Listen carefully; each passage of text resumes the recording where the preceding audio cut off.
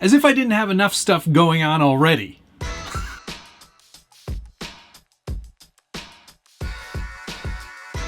Welcome to the Scale Builders Guild. Thanks again for watching.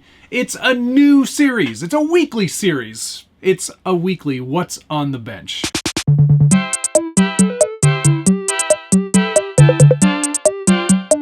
Graphics inserted here. What I'm hoping to do is have a weekly series where we do a What's on the Bench. And this is a really great opportunity for you to see what projects I'm working on, what new things I've got on the bench, what's been happening with old projects. And we're going to do this every week because I like to punish myself. This also gives you a great opportunity to interact with me each week. If you've got questions about builds that have been seen on the bench, ask your questions in the comments below. I love reading through your feedback, and I try to answer as many of them as I can. And if there are certain requests for certain projects, stick them down below. I will definitely be checking those comments. And of course, if you like this video and you like this series and you want to see more of it, you have to hit the like button. It's the only way the algorithm knows that you like the video. So keep doing that, and I will keep making videos every week for What's on the Bench weekly. Enough of that, let's get right to it. This week, I'm featuring the GCM CUCV, or CUCV, as it's sometimes pronounced. This is a GCM Racing CMAX Chassis. After cutting up an RC four-wheel drive long wheelbase chassis, I decided to go with what I know and know is going to work, and was sort of designed with this body in mind, the GCM CMAX. And after ruining a perfectly good chassis, I did come to the realization that the CMAX was the right way to go. Now what you're seeing here is a conversion kit, and this conversion kit is from Rex Racer, or Mod 19. His files can be found on Shapeways, a number of other places. I will be sure to put links down below, because if you are interested in making one of these long bed Chevys, this really is the best kit for it. It is pretty spectacular. It's 3D printed on my Prusa i3 Mark III Plus, and I could not be happier with the result. It really looks awesome. This is just after the first few goes at sanding. It really kind of could probably use a couple more rounds, but it's pretty darn close. Of course, the front half of this is a RC four-wheel drive blazer body. It's been chopped. I've also used the cab conversion kit from Mod 19 to make this a single cab pickup, which I think turned out amazing. I'm also auditioning some wheels and tires, as you can see.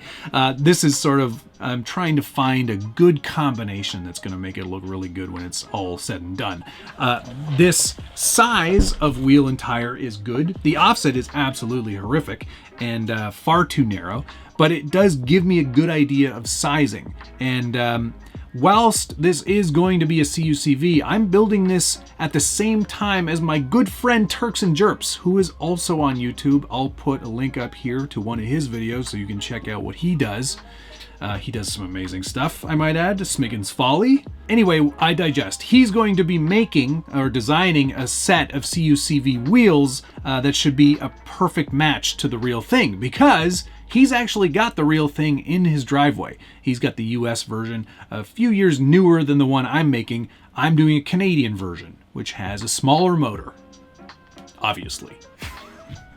But back to this tailgate for a moment. A really nice example, and you can see it's got the right style of tailgate for a Chevy pickup truck, not a kind of bastardized version that you would have to make if you were using the Blazer body.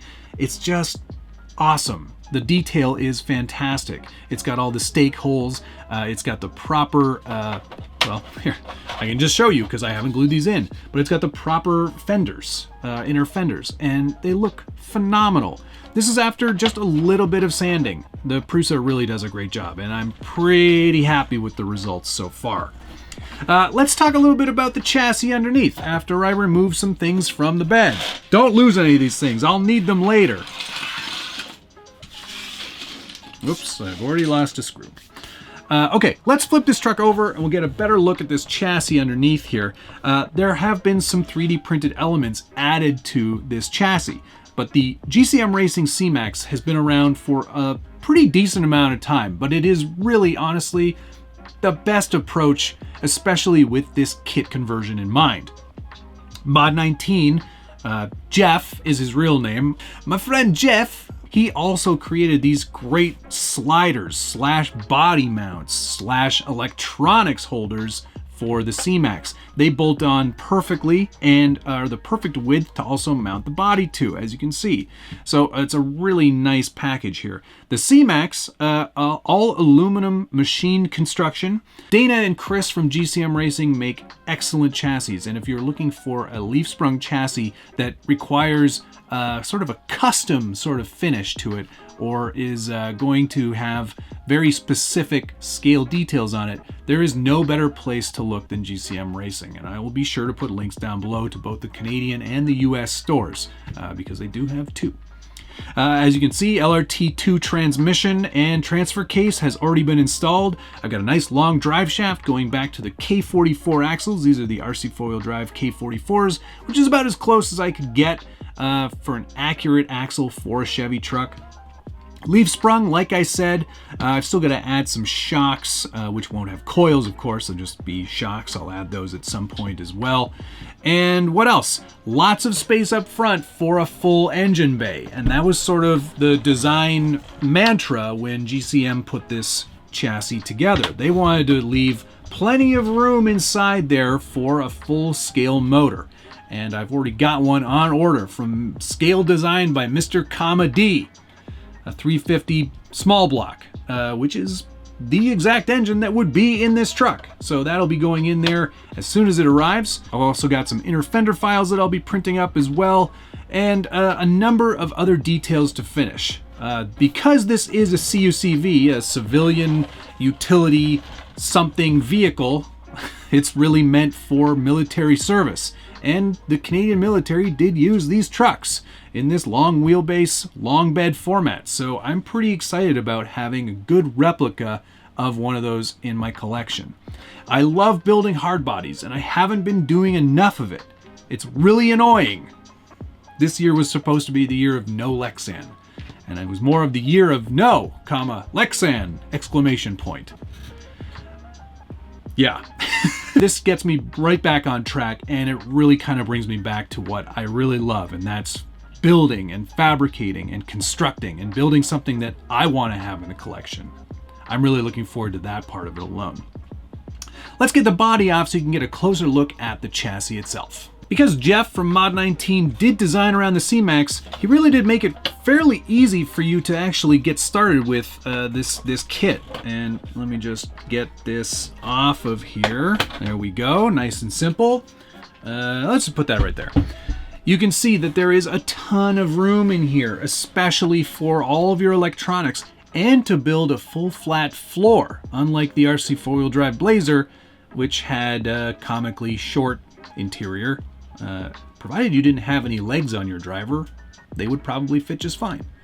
But that's not the intention here. I'm going for full scale realism, so I'll be building a center tunnel and a proper interior using the existing interior, which is not in this room, but it will have all of the bits and pieces.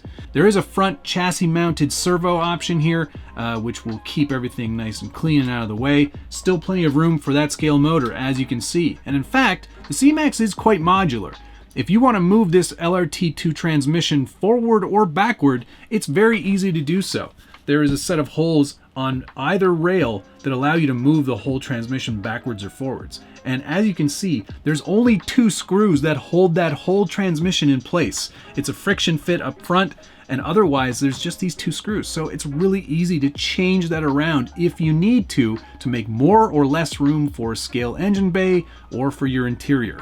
It's a really great kit for a leaf sprung kit, and because it was designed with this sort of scale build in mind, there isn't any shock towers or anything that gets in the way, and you can run a nice short shock on there and keep everything fairly realistic, which is fantastic. Chef's kiss. I really wish I had 4 of all of these tires and wheels set up, but I don't, so it's gonna look very weird for now. All right, I think that probably covers it. Mod 19's files for this bed and for the cab conversion are available online. You can print them out at home if you have a 3D printer, and if you don't, you can order them from Shapeways. I wouldn't recommend that route though. Find a friend that has a 3D printer. It's going to be a lot more cost effective for you, because I think this alone would be into the hundreds of dollars. So get yourself a printer or get a friend that has one. It will pay for itself in no time. I cannot recommend the Prusa more, so by all means, that's something you should check out. All right, so what's the next steps on this build? Well, probably interior is going to be the next thing I'm going to start working on. Like I said, I've got that engine cover coming, so we're going to probably want to set up our electronics and get that all worked out. Because it is a scale truck first, it's probably not going to need a lot of big power. So we'll go brushed on this one, and we'll try to keep it on a sort of a cheaper, more economical level. It's about getting back to my roots. This one's definitely going to be more about making it look good and less about it driving good. But the CMAX chassis is a pretty capable chassis, even for a leaf-sprung truck. We're not talking about Boom Racing BRX02 levels of performance, but it is going to be a pretty capable chassis, especially for the type of build that we're doing. And I'm really looking forward to doing this with Turks and Jerps. He's doing the recreation of the one in his driveway. I'm doing a recreation of one I've never seen before in real life. Because we don't have a huge military here. Anyway, I'm really looking forward to it. I'm super excited. I hope that by the end of the summer, I'll be all done this build, and Richard and I can get together and snap a couple of photos of both of these together in Smiggin's Folly.